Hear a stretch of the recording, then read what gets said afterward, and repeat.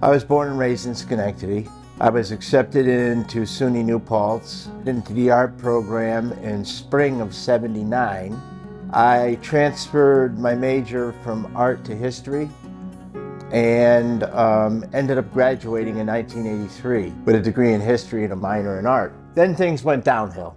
I came down with chronic schizophrenia, and for the next 8 years I was in and out of state psychiatric centers all over New York.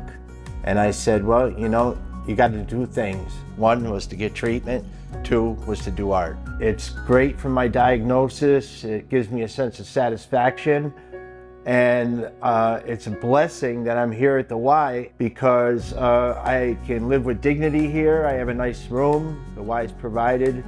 845 Commons is a residence program operated by the Capital District YMCA.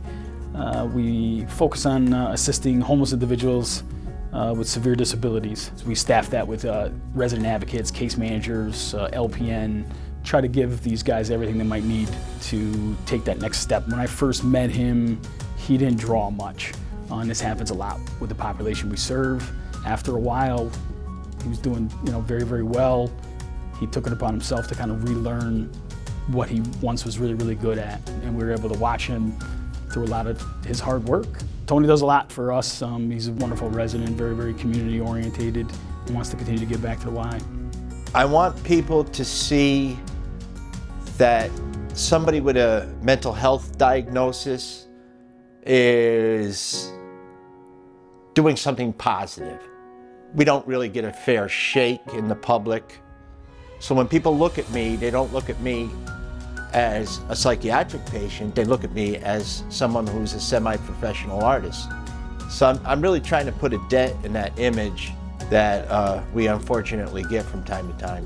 Probably about 4 months ago or something like that, I think he approached me and then was working with his resident advocate, Dave Bordnero, and they kind of came up with the idea of starting a little art therapy class for the rest of the guys. I remember his first session, we had like 8 people show up.